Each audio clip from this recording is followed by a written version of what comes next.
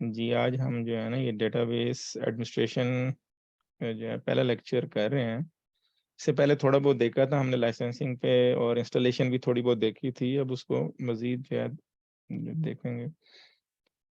इसके जो वर्ज़न हैं enterprise, standard, web developer express. Web developer जो है वो हमने इंस्टॉल किया है, वो free for non commercial use है।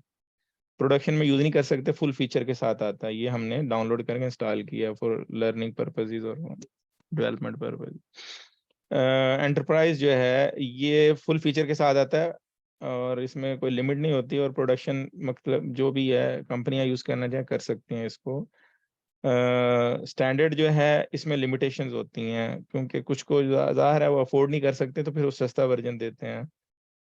ये पर कोर का मतलब है जितने जो कोर होंगे उस सर्वर पे उसके हिसाब से लाइसेंसिंग होगी। एक ये जो है यूज़र्स के हिसाब से भी होती है, यूज़र डिवाइस के हिसाब से भी। ये पर कोर सर्वर प्लस कैल जो ये बात कह रहा है अभी हम देखेंगे। क्लाइंट एक्सेस लाइसेंस ठीक है, refer to either a user or a device. तो नॉर्मली जो है ये डेटाबेस में कोर्स पे ही दिया जाता है कि जितनी कोर्स हैं जैसे अब आप का जो है लैपटॉप है इसमें 2 कोर होंगी तो उसके हिसाब से चार्जिंग होगी। 1 सॉकेट 2 कोर्स जो भी है। तो ये वेब जो है ये थर्ड पार्टी होस्टिंग ओनली के लिए सस्ता वर्ज़न पड़ता है। एक्सप्रेस जो है फ्री एडिशन है लेकिन इसमें लिमिट होती है। 10 जीबी से बड़ी डेटाबेस और 1 जीबी से ज़्यादा रैम नहीं यूज़ करेगा तो वो समझिए वो ना होने के बराबर है उसका कोई बिल्कुल ही टेस्टिंग के लिए। तो लर्निंग पर्पज़ के लिए डेवलपर है और एक्सप्रेस वैसे ही कहीं कोई किसी ने छोटी-सी कोई एप्लीकेशन रन करनी हो तो उसको डेटाबेस चाहिए तो उसके लिए वो कभी ऐड हो जाती है।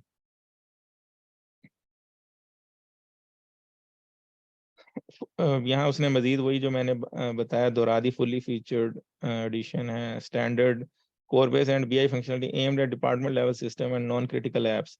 इसमें थोड़ी लिमिटेशन आ जाती हैं। ठीक। तो ये जो हैं 5 एडिशन जो हैं ये सीक्वल सर्वर के, इससे पहले भी ख़ैर थोड़ी-सी इसको आपने देखा था। तो और ये वर्ज़न के हिसाब से चेंज भी हो सकते हैं, हो सकता है अगला वर्ज़न आए वो कोई और दे दे लेकिन अभी स्टैंडर्ड ये चल रहा है। अच्छा ये टूल्स पे थोड़ा-सा डिस्कस करेंगे। तो एक तो हमने डेटाबेस इंजन इंस्टॉल किया, ये तो हमें पता है ये इंजन इंस्टॉल हमने किया। और उसमें फिर ये है कि साथ ये कॉन्फ़िगरेशन मैनेजर आ जाता है जिसमें इसकी सर्विसेज़ और ये प्रोटोकॉल और नेटवर्क कॉन्फ़िगरेशन होती हैं। वैसे सर्विसेज़ जो विंडोज़ की सर्विस है उससे भी कर सकते हैं लेकिन रिकमेंडेड ये है कि आप SQL server configuration manager use करो। और ये जब हमने इंस्टॉलेशन के टाइम पे रिपोर्टिंग सर्विसेज़ है बल्कि आज मैंने पावर बीआई इंस्टॉल भी किया था, तो ये रिपोर्टिंग सर्विसेज़ जो है इसका अपना टूल है SQL सर्वर का, पहले बिल्ट इन आता था, अब इसके साथ ही होता है। रिपोर्टिंग के लिए यूज़ किया जाता है। इसको भी हम इंशाल्लाह जो है वो देखेंगे बाद में, एंड पे जब वो विजुअलाइज़ेशन के साथ कहीं अगर मैं पावर बीआई आपको कवर कराया तो उसके साथ थोड़ा बहुत इसको आपको करवाऊँ। और SQL सर्वर डेटा टूल्स जो हैं, ये इसके लिए यूज़ किए जाते हैं अपना एसएसआईएस के लिए और दूसरी चीज़ों के लिए। इससे पहले ये बीआई टूल कहलाते थे, इसको अब नया नाम दे दिया, ये भी हम यूज़ करेंगे, अंदाज़ा हो जाएगा, क्लाइंट टूल है। ये तो उसके client tool backward compatibility SDK books online help के लिए होते हैं, replay controller, master data services, ये सारी चीज़ें जो है ना डेटा क्वालिटी सर्विसेज़ ये रिलेटेड हैं डेटा क्वालिटी से। मैनेजमेंट टूल्स वैसे हम SQL server management studio use कर रहे हैं, डिस्ट्रीब्यूशन रिप्ले क्लाइंट इनके बारे में थोड़ा बहुत देखेंगे आगे चल के, ये अभी ये ऑप्शंस बता रहा है। Hardware considerations. अच्छा जी जब भी थोड़ा बहुत पूछा जाता है तो कहते हैं जी मिनिमम कितनी रैम होनी चाहिए? तो जी मिनिमम 4 जीबी रैम होनी चाहिए अगर आपको SQL सर्वर 2019 इंस्टॉल करना है, ठीक है जी? तो मिनिमम रिक्वायरमेंट है on a single or 2 gigahertz का सीपीयू, ठीक है? बेस्ड ऑन एंटरप्राइज़ एडिशन अगर एंटरप्राइज़ एडिशन इंस्टॉल कर रहे हैं। However you may be better served to think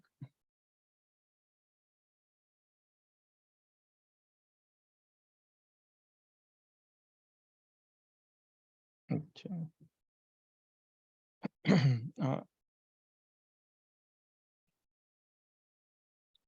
storage देखें, जब भी आप बात करते हैं तो एक होता है सीपीयू, मेमोरी और स्टोरेज, और चौथा नेटवर्क। ये कंपोनेंट मेन गिने जाते हैं। तो स्टोरेज जो है मैटर करता है। अच्छा, जब ये कहते हैं लोकली अटैच स्टोरेज, ये ना थोड़ा सा मैं आज आपको ना ये पढ़ेंगे, शायद आपको खुश लगेगा, फिर मैं आपको उसका ना वैसे समझाना शुरू कर दूंगा। तो लोकली अटैच स्टोरेज से क्या मुराद है? यहाँ पे बीसीएस भी हैं लोग, और कौन बताएगा इसके बारे में? देखें, लोकली, मैं सिंपल, इसमें कंफ्यूज होने की जरूरत नहीं है कि जैसे आपका लैपटॉप या डेस्कटॉप है, इस पे जो डिस्क अटैच है दैट इज लोकली अटैच, ठीक है। कोई भी मुझे जो है ना जवाब में दे दे, हसन आप बोल यस लो। सर। हाँ, तो उसमें है कि ये आपकी लोकली अटैच कहलाती है। तो सर्वर पे ये लोकली अटैच कह देते हैं। अच्छा, इसमें जो है हम मजीद पढ़ेंगे स्टोरेज के बारे में चीज़ों का, और ये कॉन्सेप्ट आपको आने चाहिए जब आप, क्योंकि प्रोफेशनल कैरियर अपनाने जा रहे हैं।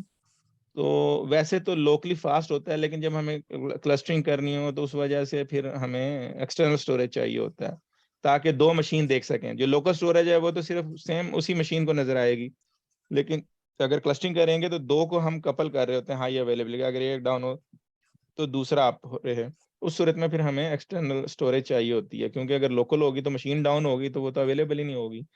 तो उस वक्त देखेंगे हम।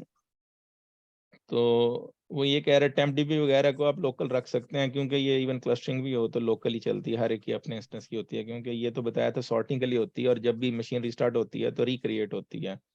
ये जो मैं पॉइंट बताता हूँ, ये अगर लिखने वाले लिखते रहा करें, ये ना काम आते हैं ये। अच्छा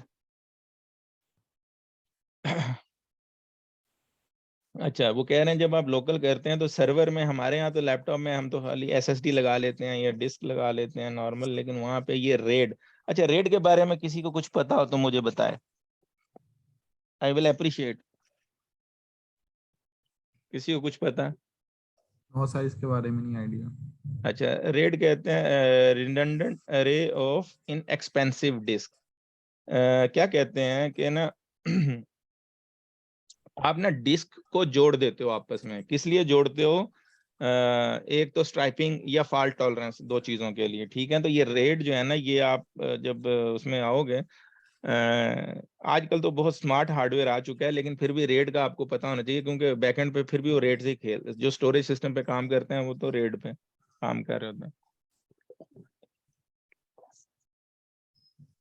रेड जीरो जो है ना, इसको आपने याद रख लेना है कि भी रेड जीरो क्या होता है, उस पर हम बात करेंगे। ये कहते हैं परफॉर्मेंस वाइज बहुत फास्ट होता है, लेकिन फॉल्ट टॉलरेंस नहीं होती। अगर आपकी एक डिस्क उड़ गई तो समझो आपका जो है डेटा चला गया, ठीक है जी। जैसे अब यहाँ आपकी 4 डिस्क लगी हुई हैं, ठीक है। अगर एक डिस्क गई तो समझो आपका जो है डेटा उसमें जो डिस्क, उस डिस्क में डेटा पड़ा था वो उड़ जाएगा, because RAID zero provide no redundancy. इसमें रिडंडेंसी नहीं होती, स्ट्राइपिंग होती है। इसमें यह है कि ये जो है फास्ट जो है, ये रेड में आप कपल कर देते हो और बड़ा चंक बन जाता है, लेकिन डिस्क अगर जहां उड़ेगी उस पर जो डेटा होगा वो आपका चला जाएगा, ठीक है जी। अच्छा, सर ये नॉर्मली रिडंडेंसी का क्या मीनिंग है?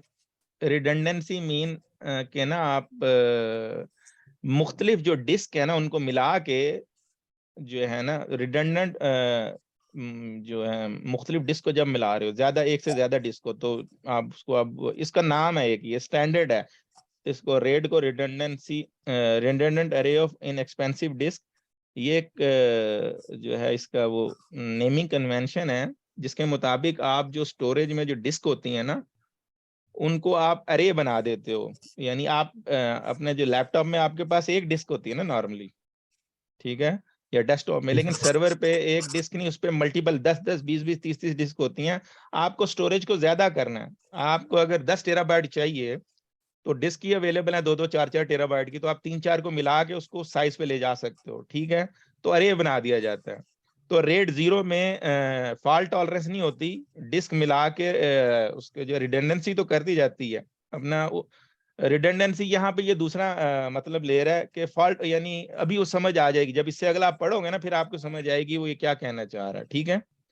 ये तो ओके नेम है सर। ना, redundancy array of inexpensive disk, तो वो कह रहा प्रोवाइड नो रिडंडेंसी। रिडंडेंसी का यहाँ मैं लफ्ज जो यूज कर रहा हूँ, मैं कह रहा हूँ फॉल्ट टॉलरेंस, यानी अगर ये ठीक है, वो रिडंडेंसी की आगे आप जब रेड 1 पढ़ोगे आपको समझ आएगी कि क्या करेंगे कि अगर एक गई तो यानी 2 डिस्क का आप, अगर आपके पास देखो इसमें 4 डिस्क हैं, ठीक है, एक उड़ गई तो गई, इसमें क्या करेंगे, ये 4 से आपकी 2 डिस्क जो है वो आएंगी स्टोरेज। अगर आपके पास 1 टेराबाइट की 4 डिस्क हैं तो आपको 2 टेराबाइट मिलेगी, क्योंकि हर डिस्क का आपने साथ एक डुप्लीकेट रखा हुआ है, ताकि अगर एक डिस्क उड़ जाए तो दूसरी पड़ी है, आपका सर्वर चल रहा है, एक डिस्क उड़ भी गई है तो आपको कोई नुकसान नहीं पहुंचा, आप कुछ नहीं करोगे, डिस्क निकालोगे, दूसरी डिस्क लगा दो, वो खुद ब खुद फिर रिबिल्ड कर लेगा। तो मिररिंग हो रही है, समझ गए उसमें।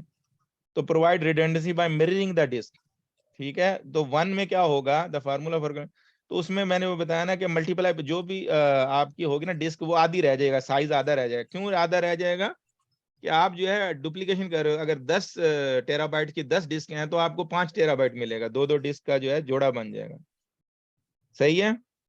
जी सर। लेकिन जीरो में ये नहीं है, ठीक है। जो रेड 0 की बात की है उसमें रिडंडेंसी नहीं है। रिडंडेंसी आप वो नेम से कंफ्यूज ना होना, जब आप कहते हो भी है तो नाम कह रहे हो और यहाँ कह रहे हो, रिडंडेंसी नहीं है।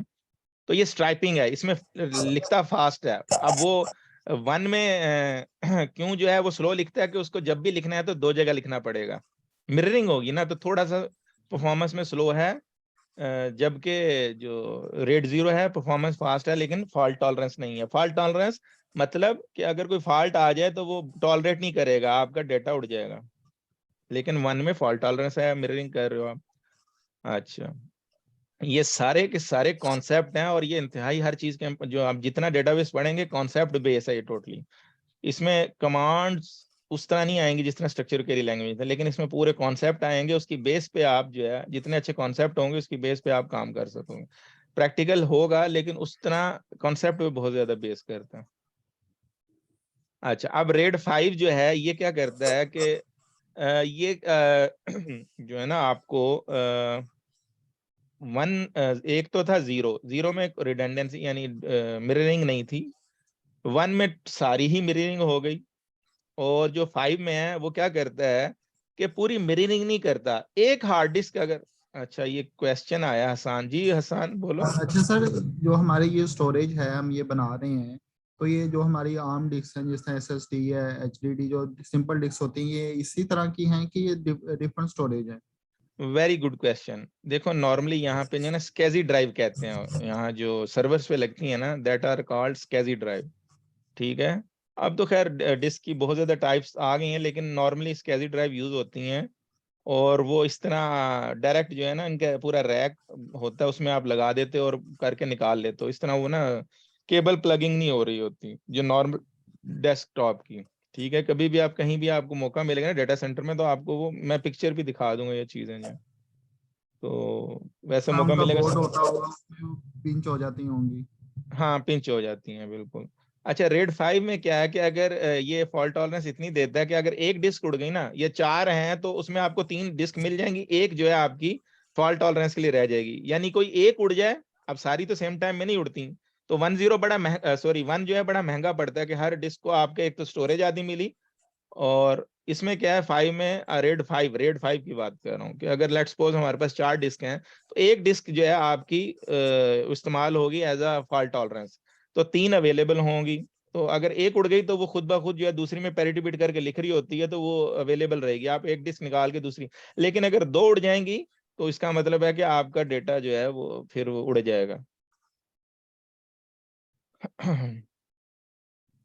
सर ये रेड तो 5 की अगर एक, जैसे आपने कहा कि एक उड़ गई तो वो दूसरी उसकी जगह ले लेगी, तो ये इसमें तो 5 डिस्क होती हैं, इसका मतलब अगर दूसरी उड़ी तो वो कहाँ फिर लिखा जो है बकी 5? बकाया।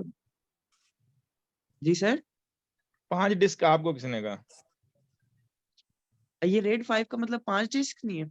नहीं, रेड 5 का मतलब रेड 5 उसका नेमिंग कन्वेंशन है, अच्छा, ओके ओके। ठीक है। और अगर एक उड़ गई तो यस पैरेट सर। ये ना वो कैलकुलेट करके ना लिख रहा होता है एक डिस्क का बचा के, तो अगर एक उड़ गई तो बाकी ये समझो एक तरह की वो बैकअप पड़ी हुई है, तो वो दूसरी खुद ब खुद उनमें सब में मैनेज कर रहा होता है, ठीक है।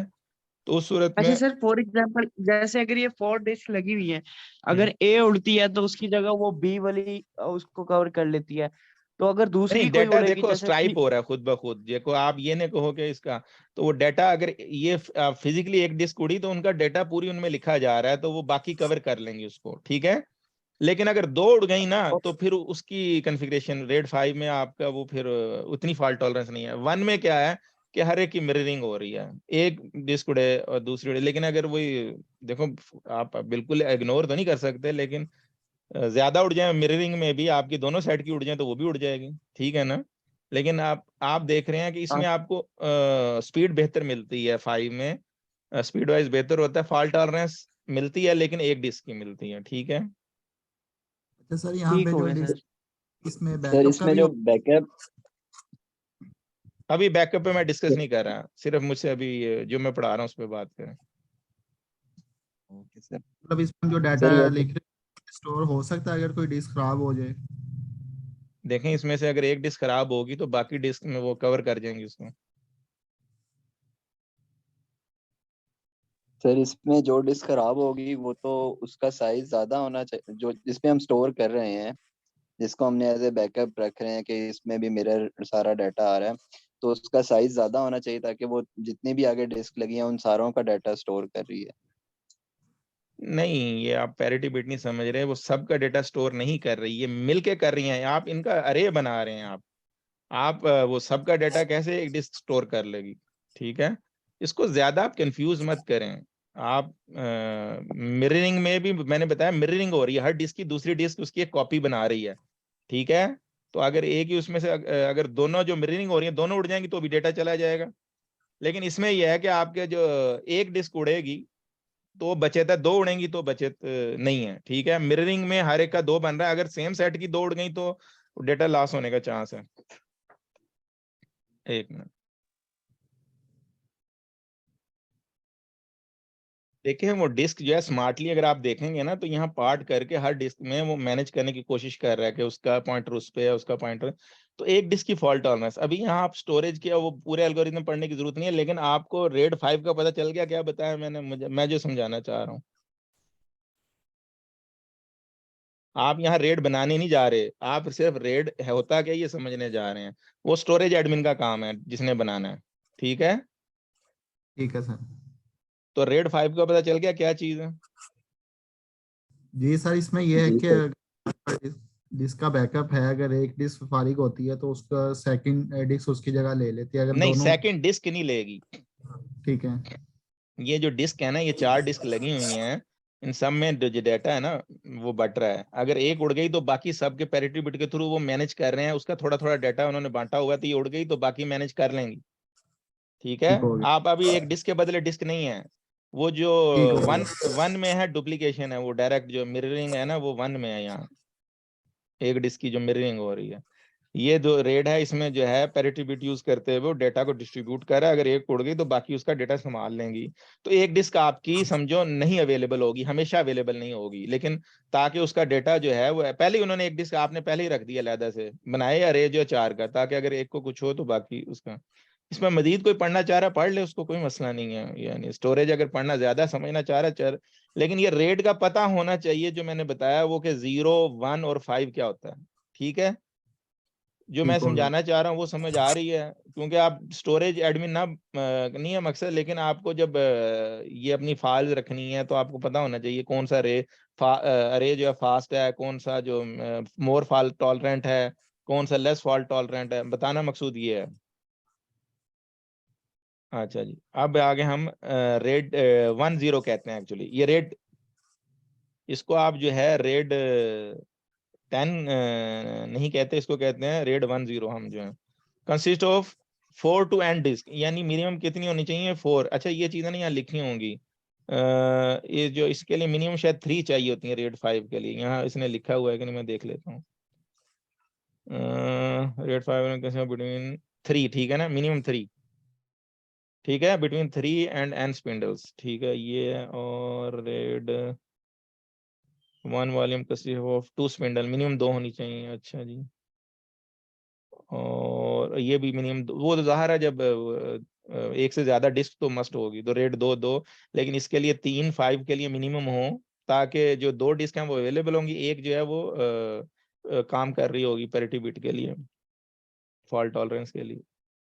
यहाँ उसने 4 बता दिए हैं, तो नाम से नंबरिंग से कंफ्यूज नहीं होना कि ये 5 है या कोई है, ये सिर्फ इसका एक नेमिंग कन्वेंशन दिया है। इसमें 6 भी है, आगे और भी हैं, लेकिन मेन यही यूज होते हैं, ठीक है। फिर अब 10 आ गया, 10 इज नथिंग बट 0 और 1 को मिला दें, तो जो शुरू में नहीं हमने पढ़ा, हमने पहले 0 पढ़ा, फिर 1 पढ़ा, फिर 5 पढ़ा, फिर उसके बाद अब हम 10 पढ़े। 10 इज नथिंग बट, ये समझ लो कि आपने 0 और 1 दोनों को मिला दिया तो वो 10 बन गया या 10 बन गया, ठीक है। But it always be an even number.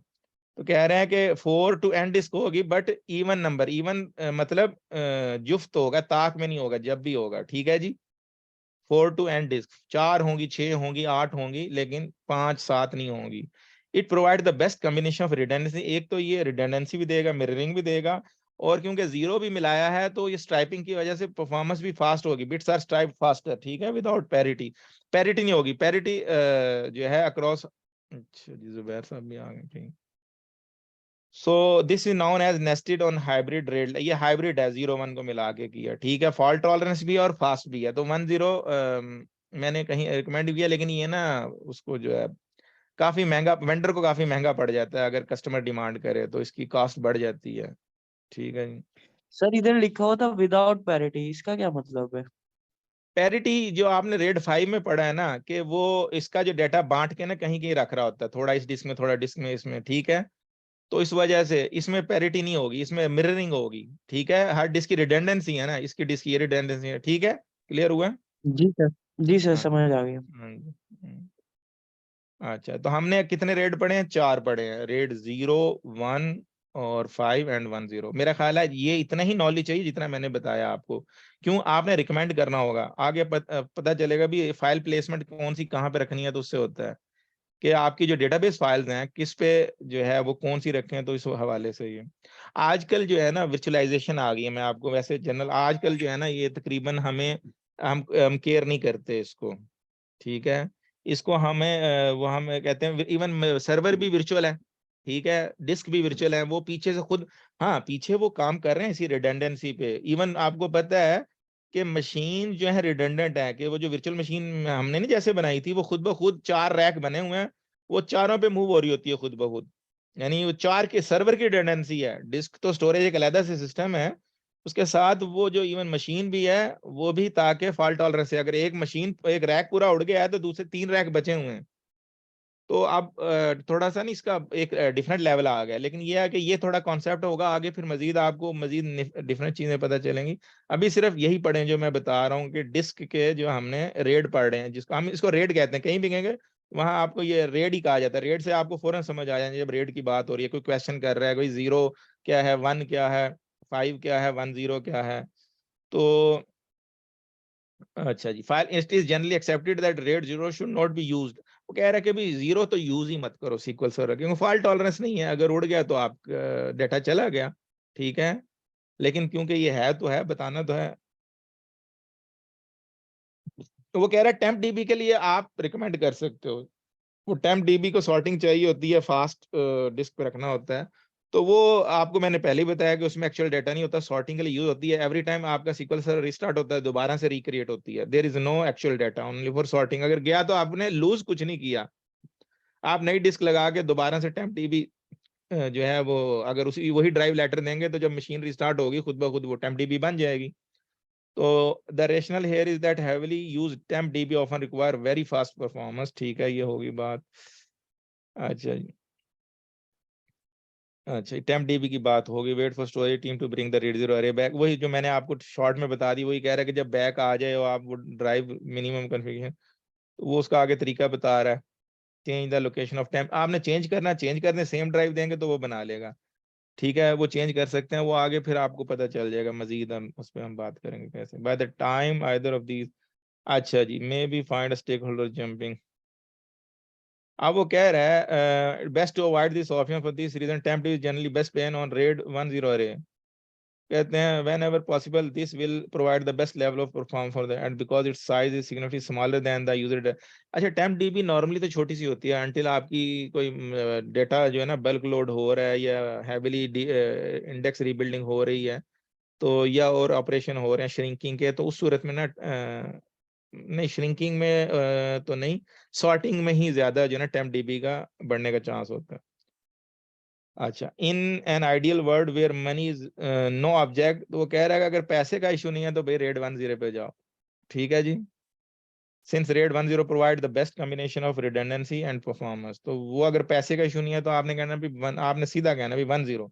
लेकिन अगर कहते हैं नहीं थोड़ा सा पैसा बचाना है तो if the application you are supporting are not mission critical this में नोट भी, तो उसमें क्या करो भाई रेड 5 पे आ जाओ, क्योंकि रेड 10 में होगा कि हर डिस्क का मिररिंग होगी। इसमें क्या होगा, एक डिस्क की फॉल्ट टॉलरेंस आएगी, उसमें हर डिस्क की फॉल्ट टॉलरेंस है, हर डिस्क की एक कॉपी है, हर डिस्क की एक कॉपी है। लेकिन रेड 5 में पूरा जितना अरे बना हुआ है उसकी एक सिर्फ फॉल्ट, एक डिस्क जो है वो सबको बचा सकती है, अगर एक उड़ गई।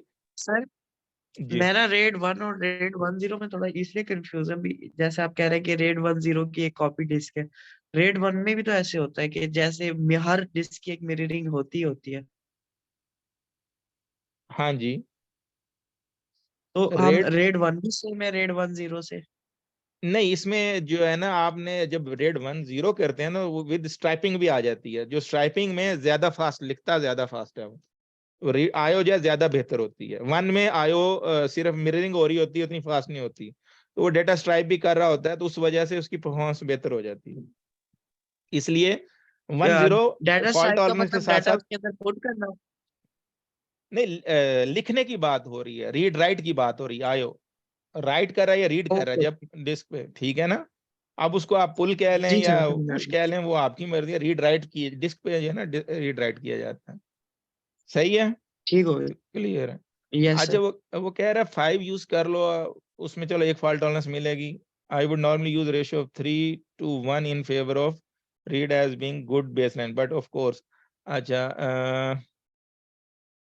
fairly high ratio of reads to writes, क्योंकि as long as your application have a fairly high ratio, I would normally use ratio of 3 on one favorite as being good baseline, but वो it can be very every scenario vary करता है, ये depend करता है आपको किस तरह। if your database are only using basic feature, then you will likely find the RAID 1 is a good choice for your log file। जो हमने ना बात की थी कि हमारी डेटाबेस की 2 टाइप्स होती हैं हसन, कौन कौन सी होती हैं?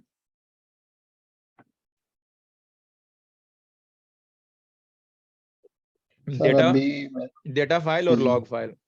डेटा ठीक फाइल है। डेटा फाइल में एक्चुअल लॉग डेटा होता है, लॉग फाइल में आपका स्क्रैच पार्ट होता है। जब भी पहले लॉग फाइल में लिखा जाता है फिर डेटा फाइल में जाता है, ठीक है जी। ठीक है sir. RAID 5 is not generally suitable because of the write intensive nature of the transaction log। तो कह रहा है कि in some cases then you will likely find the RAID 1 is a good choice, is not generally suitable because of the write intensive। अच्छा, RAID उसमें क्यों लिखना है कि आपकी जो है ना वो लॉग में जो डेटा जा रहा है ना, if your data only using basic feature then you will likely find RAID 1 है।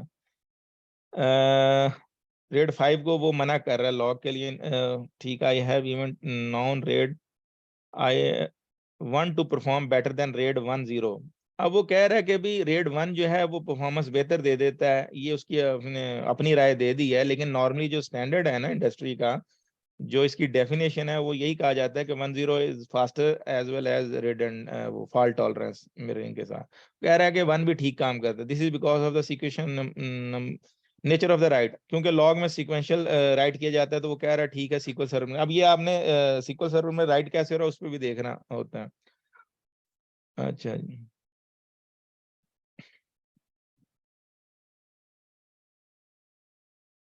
ओके जी। फीचर दैट का transfer read include the following. अच्छा जी, backup change data capture log shipping.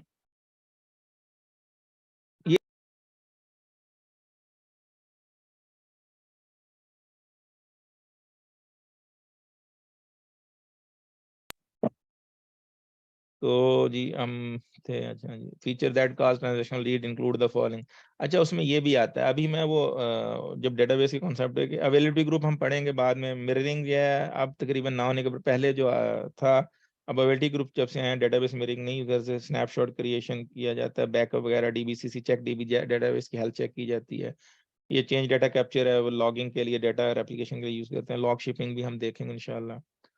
अच्छा तो वो 10 पे रिकमेंड क्या कर रहा है जी, आप जो है अपनी लॉग फाइल रखें, क्योंकि जो आपका पहला डाटा एक्चुअल लिखा जाता है फर्स्ट वो लॉग फाइल में, तो वो डाटा लूज नहीं होना चाहिए। डाटा फाइल फिर आप बैकअप भी ले रहे हैं, और डाटा फाइल को आप रेड 5 पे वो भी रख सकते हैं। वो अगेन बेस्ट, सीधी सी बात उसने पहले ही कह दी कि अगर पैसे हैं तो रेड 10 यूज करो, उसमें आर्गूमेंट नहीं है। उसके बाद अगर पैसे नहीं है तो फिर आप बांटें, वो डाटा फाइल को रेड 5 पे रख लें, क्योंकि उसमें राइटिंग इतनी ज्यादा नहीं होती जितनी लॉग फाइल में होती है। क्योंकि लॉग फाइल में हर जो है इवन कमिट पे भी लॉग फाइल में लिखा जाता है, डाटा फाइल में बाद में जाता है।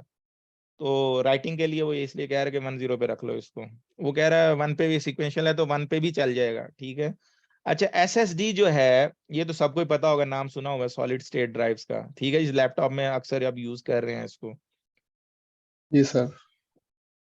अच्छा, वो कह रहा है कि हम जो लोकली अटैच की बात कर रहे हैं, ठीक है, बेशक आप अरे बना रहे हो but they are all locally attach, directly जो सर्वर के साथ अटैच है, ठीक है। No other server is accessing their storage, वो locally storage as oppose to storage. हम सैन की बात करेंगे, शायद किसी ने सुना हो सैन का, किसी ने सुना है पहले? No sir, no sir.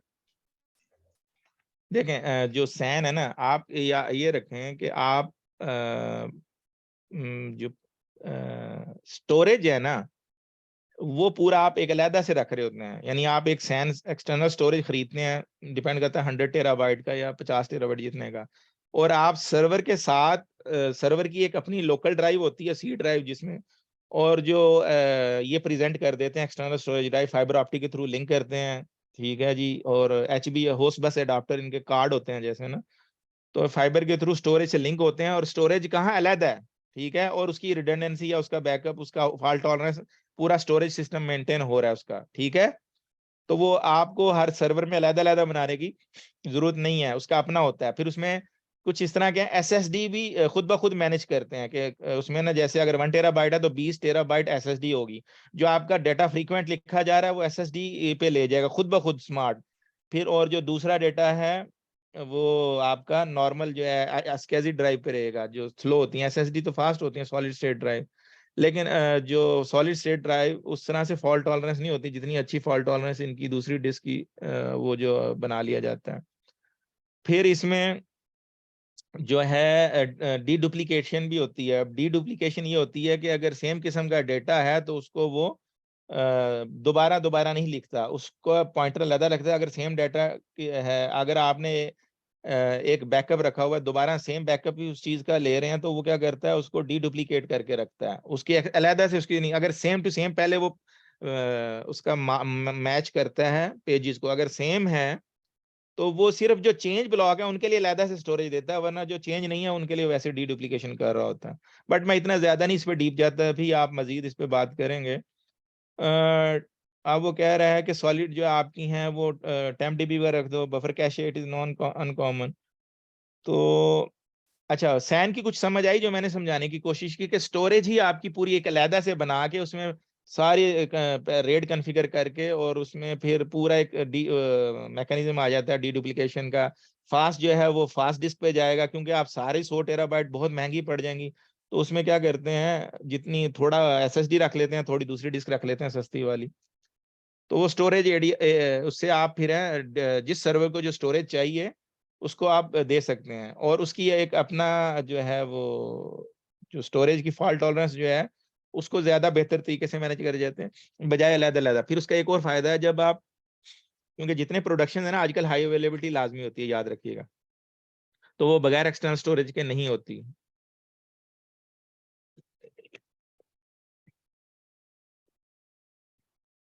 अच्छा जी, साटा तो मेरे ख्याल में अब डेस्कटॉप में भी आ रही हैं, साटा ड्राइव वगैरह। तो स्टोरेज याद रखिएगा, जो सैन स्टोरेज है वो बहुत महंगी पड़ती है, वो एक पूरा उसकी कॉस्ट जो है ज्यादा होती है लोकल ड्राइव से पूरा वो जो खरीदने में। अच्छा जी, तो सर यहाँ पे जो बड़ी कंपनी है वो डाटा जिस तरह ऑनलाइन क्लाउड्स वगैरह वहाँ शिफ्ट नहीं कर रही होती कि अपने डिस्क में सेव ज्यादा रहते हैं? देखें हम जो है ना अभी बात नहीं, आप इवन क्लाउड पे भी जो पीछे है वो तो यही चीजें यूज हो रही है ना। कल को आपको क्लाउड मैनेज करना है तो क्लाउड में भी स्टोरेज जो एडमिन है वो वहां पे भी पीछे यही टेक्नोलॉजी है। समझ ठीक गए हो बात? गया। हाँ। तो लेकिन जाहिर है अब आपका क्वेश्चन एज अ जो है ना कस्टमर है कि भी अगर मुझे अपना डेटा रखना है तो मैं क्यों सर्वर खरीदूं, मैं क्यों डेटा सेंटर मेंटेन करूं, मैं स्टोरेज क्यों लूं, मैं सीधा जाता हूं क्लाउड पे जो है जाके ले लेता हूं। तो वो मैंने अब जो है वर्चुअलाइजेशन है, उससे पहले वर्चुअलाइजेशन आ गई। वर्चुअलाइजेशन में अभी आपको बताया था, तो अभी आप ये बेसिक कॉन्सेप्ट लें, आप ये जो कॉन्सेप्ट बता रहा हूँ, क्योंकि ये हर जगह बेस यही है एंड पे। ठीक है। ठीक हो गया।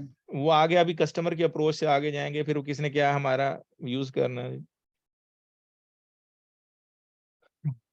अच्छा, ब्लॉक साइज की बात हो रही है। मैंने आपको याद हो बताया था एक वाइट बोर्ड पे कि जो डिफॉल्ट 4 KB साइज होता है ओएस के जो पेज का, NTFS का या विंडोज का जो हम ये इंस्टॉल किए हैं ना, इसका 4K साइज है डिफॉल्ट।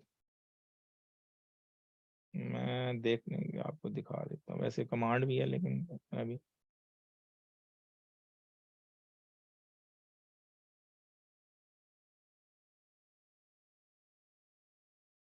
यहाँ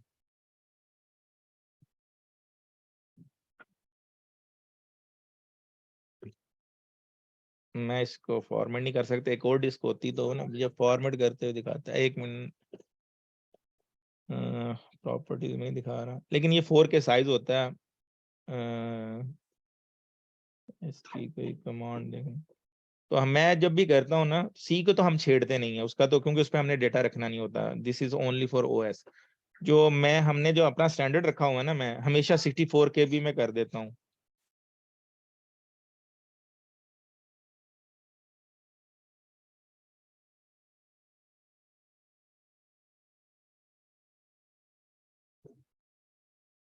तो अच्छा जी, ये मैं जो है ना अपने उसका 64 इसलिए रखता हूँ कि जो बड़ी आपकी जो डेटाबेस की फाइल बनेगी ना, तो जितना बड़ा ब्लॉक होगा उसी हिसाब से उतनी बड़ी फाइल बन सकती है। ठीक है ना। तो बड़ी फाइल्स के लिए, छोटी मोटी हो तो चले। अच्छा, मैंने सीक्वल सर्वर का बताया था उस दिन व्हाइट बोर्ड पे कि उसका जो साइज होता है पेज का, क्योंकि एक्चुअली तो डिस्क में जो ब्लॉक्स, डिस्क के अंदर ब्लॉक्स ही होते हैं ना। तो मैंने सीक्वल सर्वर का क्या कहा था कि उसका जो ब्लॉक होता है, सीक्वल सर्वर जो अपना बनाता है ब्लॉक इंस्टॉलेशन के टाइम पे अपने इंजन का, उसका 8 KB होता है और ओएस का 4। तो 2 OS मिलके एक सीक्वल सर्वर का ब्लॉक पेज बनाते हैं या ब्लॉक बनाते हैं, पेजेस कह लें। ठीक है। ये मैंने थोड़ा व्हाइट बोर्ड पे उस वक्त समझाने की कोशिश की थी। और 8 कंटेजियस जो ब्लॉक मिलके एक एक्सटेंड बनाते हैं, वो वर्चुअल वो जो एक्सटेंड है। ठीक है जी। डिटरमाइन डिस्क ब्लॉक साइज, इसको रहने दे, इसको कोई कंफ्यूज होने की जरूरत नहीं, मैंने आपको ऐसे बता दिया। अच्छा,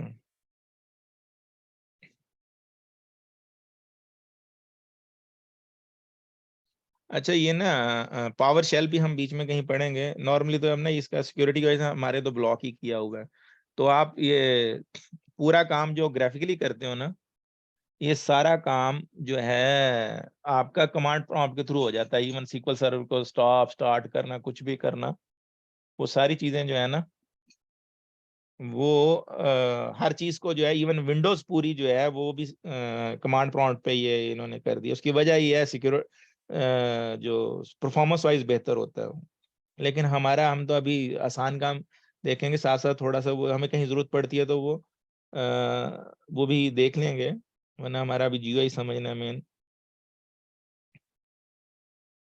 ये जब वो पावर शेल की बात कर रहा है तो पावर शेल इसका ये विंडोज का टूल है, जो इसने ये जैसे कमांड प्रॉम्प्ट है ना, इसी तरह इसने पावर शेल दिया है। लेकिन आजकल आते ही सबसे पहले एंटीवायरस जो है ना, ये इसको डिसेबल कर देते हैं, क्योंकि ये इसमें ना वो सिक्योरिटी कहते हैं कि भी वो नहीं है। तो ये भी सेम उसकी तरह का पावर शेल जब तक बात कर रहा है।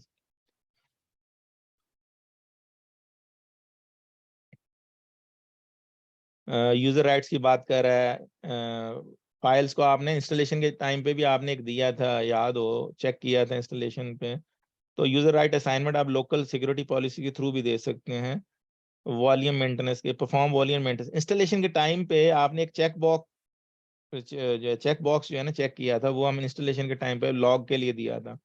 तो इससे क्या होता है, एडमिनिस्ट्रेटर को राइट होंगे, बाय डिफॉल्ट मिल जाते हैं, तो वो आपकी जो डिस्क है ना एक्सपैंड होती है ना, डाटा आता जाता है, तो उसको आसानी रहती है।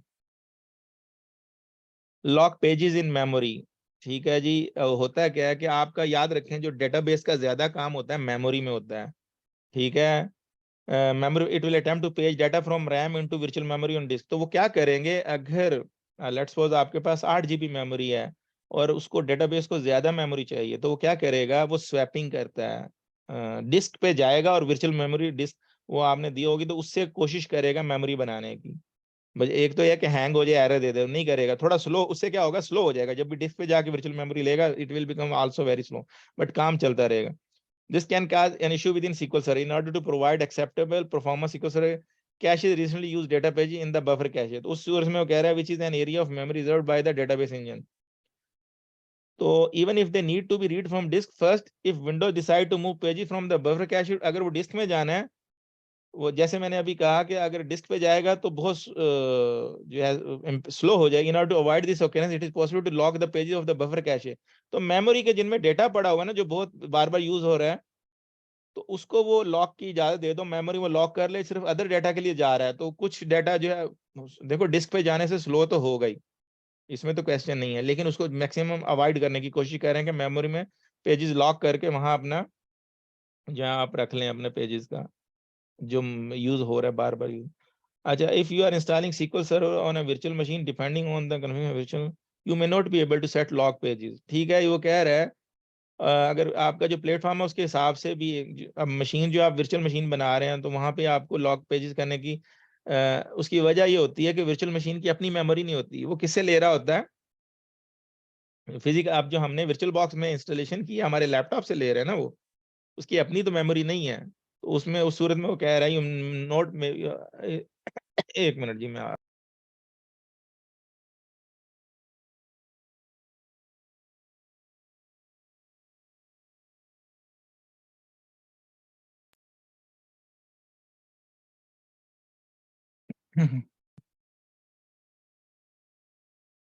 इवेंट लॉग के बारे में जानते हैं आप। ये जो विंडोज है ना, ये हर विंडोज के अंदर होता है, ये इवेंट वेयर ना, इसमें ना पूरी लॉग बनती है। अच्छा, तो इसमें इंफॉर्मेशन जारी होती है एप्लीकेशन की डिटेल पे। इवन आप रिस्टार्ट कोई भी एरर आ रही है ना, तो वो सारी एरर जो हैं वो इसमें आ रही होती हैं। थोड़ा आपको ओएस से भी फेमिलियर होना पड़ेगा। बीच में अगर हमने SQL सर्वर लिनक्स में इंस्टॉल करना है तो आपको, अभी स्लो है ये बहुत, ठीक है चलो आता है।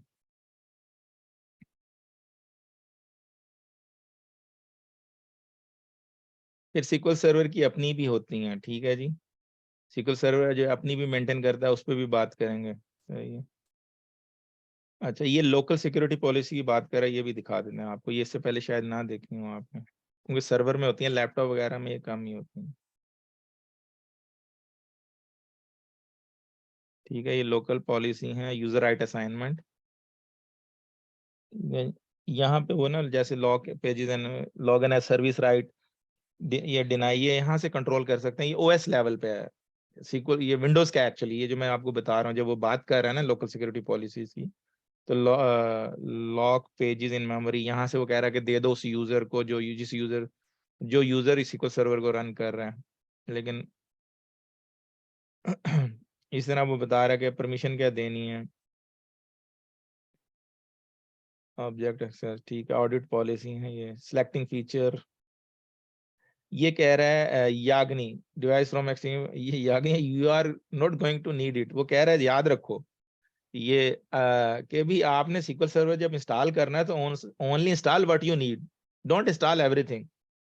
सो याग्नि उसने कह दिया you are not going to need it. So हमने जब इंस्टॉलेशन की थी, सबने की थी, देखा ही था, उस पर हम फिर दोहराएंगे, बार बार उन चीज़ों को देखेंगे। तो वो है कि सिर्फ जो हमारे रिक्वायर्ड टूल्स है ना, वो तो उसको सिर्फ हमने यूज करना, उसके बाद हम कर सकते हैं। Database engine is the core service within the SQL suite in contain SQL OS SQL server का एक तरह से अपना वो कह लें कि जी the part of the database engine response for task such as memory management. तो SQL सर्वर एक अपना उसका पूरा मैकेनिज्म है डेटाबेस इंजन का। तो उसमें एक SQL OS की बात कर रहा है, द स्टोरेज इंजन है एंड द रिलेशनल इंजन है, वो SQL सर्वर को उसने खुद बांटा हुआ इन चीजों में। अच्छा जी, तो द पॉलीबेस क्वेरी सर्विस ये आते हैं उसके लिए R लैंग्वेज और उनके लिए, ठीक है जी। क्योंकि अब इन्होंने बिग डेटा उसको डेटा साइंस को भी इसमें ऐड किया ना, उसकी वजह से बहुत ज्यादा सर्विस आ गई हैं। वो कह रहे हैं अगर आपने पॉलीबेस करोगे तो आप बिग डेटा के अगेंस्ट जो है ना अपनी वो रन कर सकते हो T-SQL, जो आपने स्ट्रक्चर क्वेरी लैंग्वेज को इवन आप हडूप के अगेंस्ट भी रन कर सकते हो, तो इसलिए पॉलीबेस इंस्टॉल करो। DQS server is a tool that allow you to easily find and clean inconsistent data this, ठीक है। तो ये हो गया जी एनालिसिस सर्विसेज। एनालिसिस सर्विसेज जो है ना हमने खैर ये डेटा वेयर हाउसिंग के लिए यूज करते हैं कि नॉर्मली क्या है कि आपने सबने स्ट्रक्चर क्वेरी लैंग्वेज है। अच्छा, अभी तक जो मैंने पढ़ाया किसी को कंफ्यूजन है? अभी जो पीछे अभी चल रहे थे मेरा क्वेश्चन है, समझ आ रही है ना? जी हसीब, सर। हाँ ठीक है। तो हम जी खैर सर इनको, समझ आ रही हाँ इन चीजों को रिपीट करेंगे तो है। जितना भी समझ आए कोशिश करें समझने की। 100% इमीडिएट तो नहीं आती, नई चीजें होती हैं तो बाद में जैसे आहिस्ता आहिस्ता एसक्यूएल पे आपको बार बार करके अबूर होता जा रहा है। अच्छा हम ना अगर एक क्वेरी रन करते हैं स्ट्रक्चर क्वेरी लैंग्वेज के थ्रू, तो अब ये तो हम डीएमएल कर रहे हैं, डेटा फॉर ही आ रहा है, लेकिन जब आप करते हैं ना data warehousing, OLAP analytical processing, तो बहुत ज्यादा बड़ा डेटा हो जाता है। आप क्वेरी रन करते हैं, इवन बहुत अच्छा आप ऑप्टिमाइज करके भी लिखेंगे सारा कुछ करने के बावजूद, बट वो कहीं तो आधा आधा घंटा लगाता है, एक एक घंटा लगाता है क्वेरी लाने में, ठीक है। तो उस सूरत में क्या करते हैं, अभी कोई भी आपको ऐसा नहीं मिलेगा कि जो आपका 1 घंटा लगा के वेट करे और क्वेरी जो है आपका डेटा लेके आए और फिर वो एप्लीकेशन खोले। तो उसके लिए इन्होंने क्या दिया है कि एनालिसिस सर्विस दे दी। एनालिसिस सर्विस में क्या करते हैं कि ना हम डेटा को मल्टी डायमेंशनल तरीके से रखते हैं, क्यूब बनाते हैं। अभी आपको नहीं समझ आया, क्यूब क्यूब जैसे आइस क्यूब होती हैं, वो क्या करते हैं कि ना डेटा को एक तरह के क्यूब में ना मल्टी डायमेंशनल तरीके से रख दिया जाता है। कितना भी बड़ा डाटा हो उसको डाटा लोड करने में टेबल में और क्यूब बनाने में टाइम लगेगा, बेशक 2-4 घंटे लगे, 5 घंटे, बट जब क्यूब से क्वेरी करोगे तो इमीडिएट डेटा लाएगा, क्योंकि उसको MDX मल्टी डायमेंशनल तरीके से रखा गया है।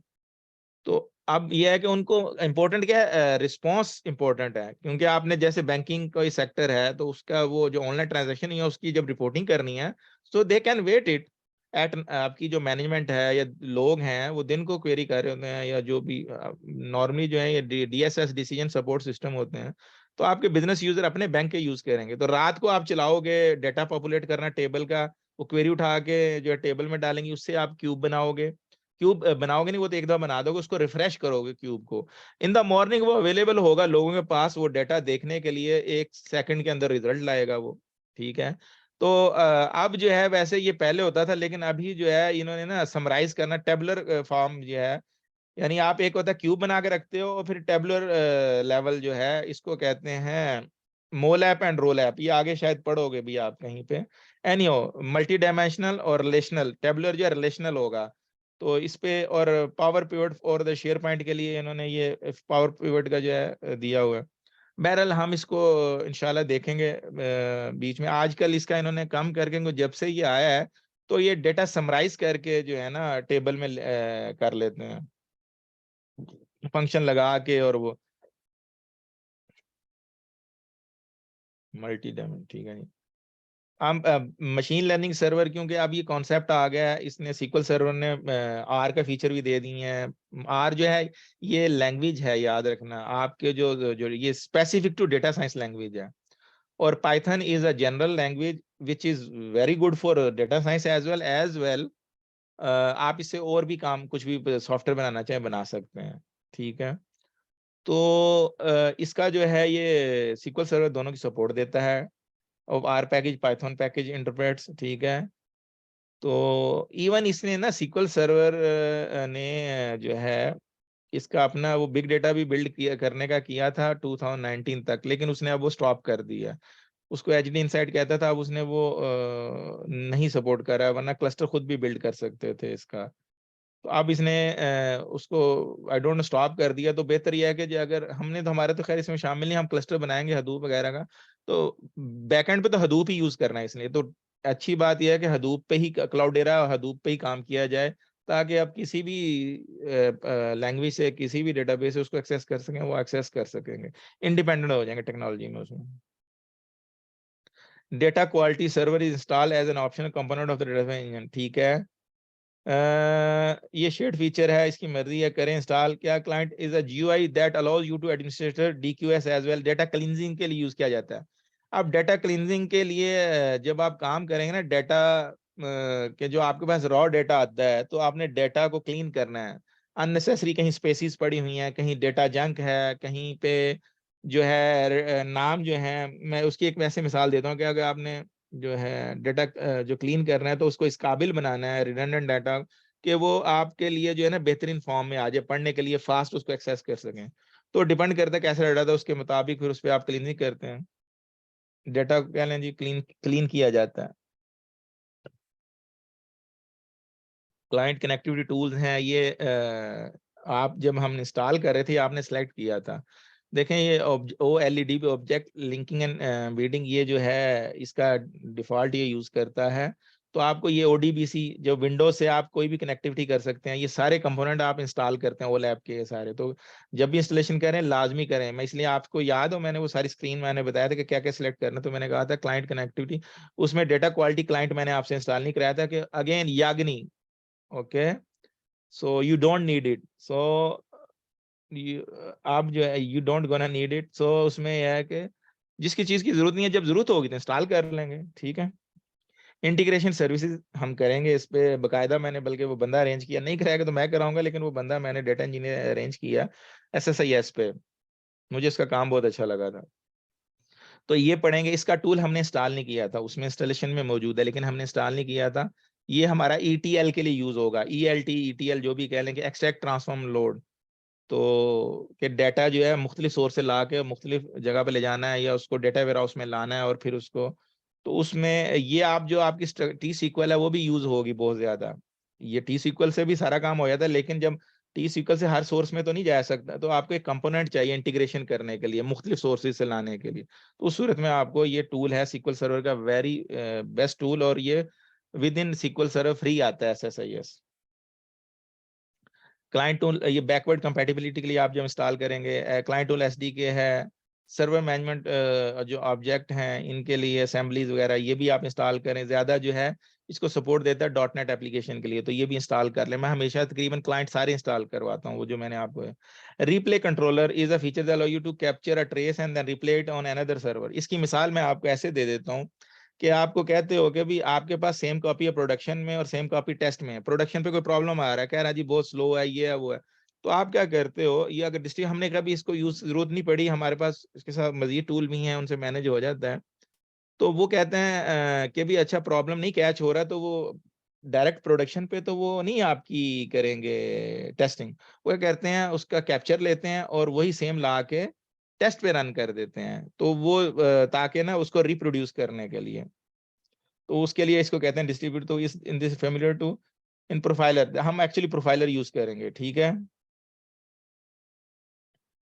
द फॉलोइंग एडवांटेज हाउएवर, इसमें है कि has a lower impact on the resource, क्योंकि आप टेस्ट पे रन कर रहे हो, प्रोफाइलर आपको डायरेक्ट प्रोडक्शन पे रन करना है। बट क्योंकि हमें profiler one of the world best tool है, फिर इसके बाद इन्होंने इवेंट भी उसका भी ले आया, एक्सटेंडेड इवेंट्स ले आए हैं, वो भी तकरीबन प्रोफाइलर है, वो लो है प्रेशर, वो हम पढ़ेंगे सारी चीजें, ठीक है। प्रोफाइलर भी इसका एक टूल है। तो relay allow you to capture, even आप यहाँ देखेंगे ये है प्रोफाइलर, बता ही देता हूँ, अच्छा है आपको अभी दिखा देते हैं, ये है स्किल प्रोफाइलर, ठीक है जी। यहाँ से भी जा सकते हैं, मैंने खैर टूल से जाके गया हूँ। जो कुछ भी आपकी डेटाबेस में हो रहा है ना, वो सारी चीजें ये इसमें आप देख सकते हैं स्किल प्रोफाइलर में।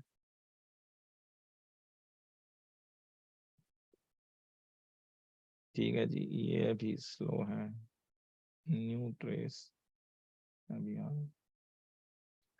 तो ये सर्वर है, किसी भी और सर्वर का आपने करना तो नाम दे दें किसी का भी, उसे कनेक्ट हो जाए, ठीक है। ईच एंड एवरीथिंग हैपनिंग, इसने ट्रेस का नाम दिया हुआ है। नॉर्मली मैं ये नहीं रखता, ये लॉगिन ऑडिटिंग नहीं रखता। आप चाह रहे हैं यूजर की वो भी करना चाह रहे हैं, ये रखते हैं। डिफॉल्ट शो ऑल कॉलम कर देते हैं। काफी इवेंट है वो बाद में देख लेंगे, ये ऐसा ऐसा, लेकिन थोड़ा सा मैं आपको एसक्यूएल प्रोफाइलर की इंट्रोडक्शन हो जाएगी आपको ना।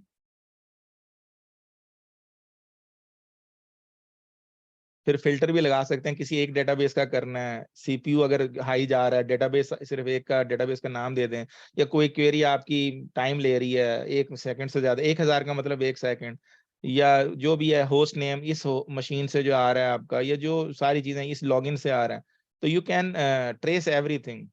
ठीक है, तो अभी मैं कुछ भी नहीं कर रहा, ये बाद में हम करेंगे, सिर्फ रन कर रहा हूँ।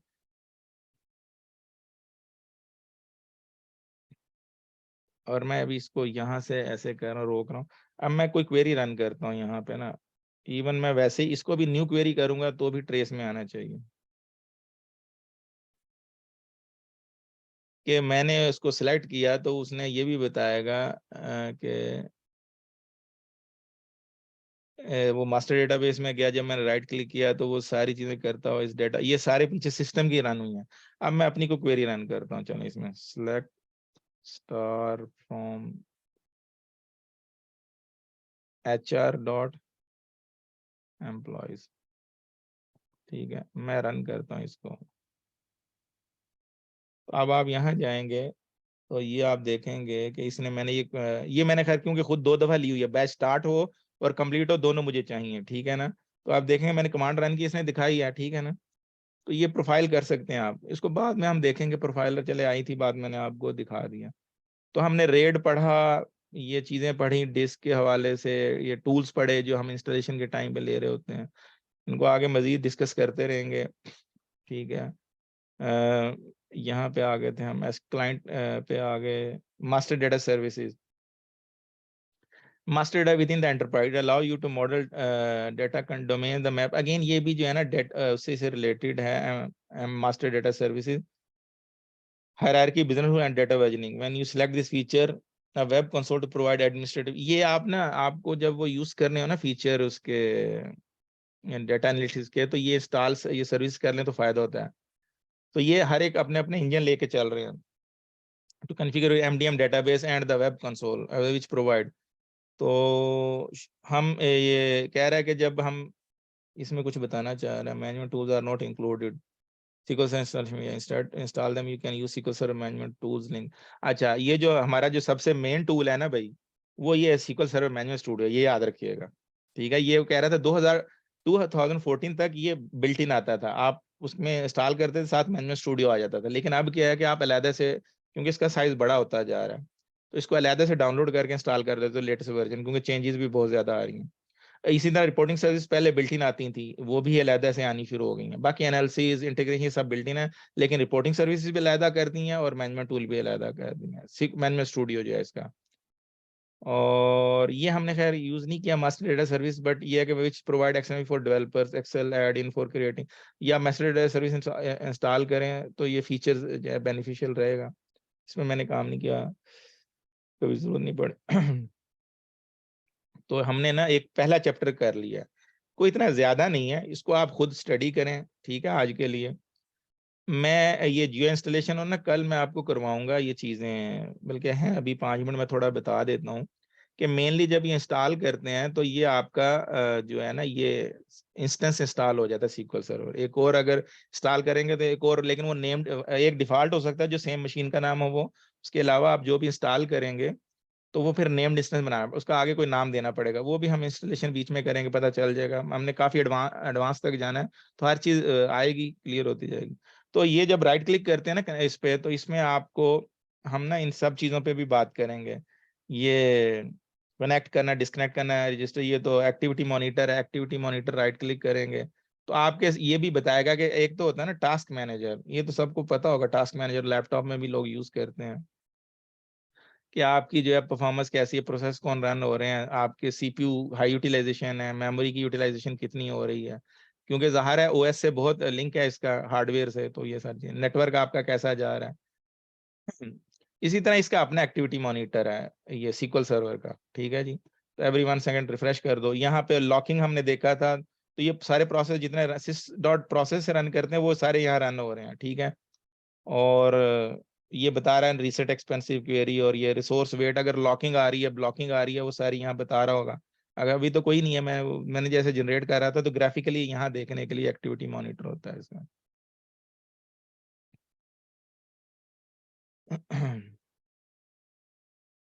तो हमने इन पे सारी पे चीज़ों पे डिस्कस करेंगे कि भी कनेक्ट डिस्कनेक्ट रजिस्टर करना है तो नया आप वो कर लें, वो अलग से नीचे आप वो रजिस्टर करके रख सकते हैं, उस पर आएगी। न्यू क्वेरी तो सारी यूज़ करें, यहाँ से भी करते हैं, यहाँ से भी कर सकते हैं। अच्छा जी, इसको यहाँ से स्टॉप पास करना कर लें, रिस्टार्ट करना, लेकिन रिकमेंडेड है कि कॉन्फ़िगरेशन मैनेजर से करें अपना SQL सर्वर का। ये SQL सर्वर का डेटाबेस इंजन है ना, ये है आपका, ठीक है। तो कोशिश करें हमेशा SQL server configuration manager use करें। तो यहाँ मैं आपको इसके जितने सर्वर के हैं ना, ये आगे से मजीद चीज़ें, रिस्टार्ट पॉलिसीज आप लगा सकते हैं, ठीक है ना। इवैल्यूएट डिलीट है, ये जो पॉलिसीज हैं इसमें वो शायद बीच में आएगा अभी, कि अभी कुछ पॉलिसीज के हम चाहते हैं कि भाई ये चीज़ मिनिमम हो, जैसे कि भाई ब्लॉक ऑलवेज ऑन, कुछ हेल्थ पॉलिसी, यानी जो है डेटा फाइल मिनिमम आप चाह रहे हैं 2 डेटा फाइल मिनिमम हो, तो इस तरह की पॉलिसी लगाना चाह रहे हैं, तो वो आपको जो है लिमिट कर देगा उसमें। लेकिन वो पॉलिसी नॉर्मली हम उस पर एरर भी देता रहता है। इनके बारे में मैं आपको बताऊंगा। ये पावर शेल जो मैंने यहाँ से भी स्टार्ट कर सकते हैं। अजूर डेटा स्टूडियो, एक्चुअली इन्होंने ना ये मैनेजमेंट स्टूडियो से एक और लाए हैं, अजूर डेटा स्टूडियो। इसके भी एक तो अजूर के लिए काम है, उसके अलावा इसके बारे में हम देखेंगे। रिपोर्ट्स आपको चाहिए तो डिफॉल्ट रिपोर्ट्स होती हैं, परफॉर्मेंस डैशबोर्ड, ये डिफॉल्ट जो आपके ना डेटाबेस सर्वर की, ये राइट क्लिक से ऐसे दिखाता रहेगा। तो इन सब पे हम ना बात करेंगे डिटेल में। अभी क्या कह रहा है, अभी उसको report is invalid, could not load for assembly, access is denied, नहीं आना चाहिए। चलिए कोई और देख लेते हैं, रिपोर्ट्स भी अच्छी से। यहाँ से ऑल ब्लॉकिंग ट्रांजैक्शन देख सकते हैं, सर्वर डैशबोर्ड में क्या दिखाता है। अच्छा, इसका कोई वैसे मसला आ रहा है, नहीं तो दिखाता है, ठीक है। आप अपने ट्राई कीजिएगा क्या कहता है। और एक्टिविटी ऑल सेशन भी दिखाता है कि नहीं दिखाता। इसको लगता है कोई मेमोरी का इशू आ रहा है, कोई और मसला आ रहा है इसमें। इसको कई तो होता है कि इंस्टॉल करते हैं, पैचिंग भी चाहिए होती है, बग होती हैं, तो पैच करते रहना चाहिए, जिस किस्म की एरर कभी आ रही होती है उससे ठीक हो जाए। फिर हम हर एक वो उस पर बात करेंगे डेटाबेस के हवाले से सारी। तो मैं शायद आपको अगले उसमें ना पूरा इसका जो मैनेजमेंट स्टूडियो से पूरा इंजन का ग्राफिकली सारा दिखाने की कोशिश करूंगा। फिर हम ना इसको सेकंड चैप्टर में जाएंगे तो आपको ये और चीजें जो है ना बेहतर समझ आएंगी। इंस्टॉलेशन की हुई है, उस पर मजीद बात करेंगे। अच्छा, जो आज पढ़ा है इसमें किसी को क्वेश्चन है?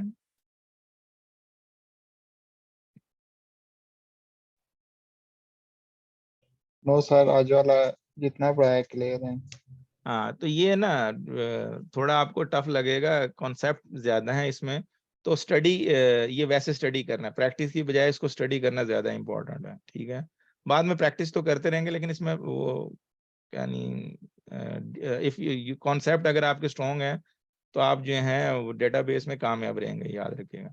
फिर इस आगे काफी जो है वो खुश्क टॉपिक भी आएंगे इसके, तो उस पर पढ़ेंगे। ठीक है जी, आज के लिए। कल अच्छा, एक चीज मैंने पूछनी थी, मैं अभी पास कर रहा हूँ, स्टॉप कि देख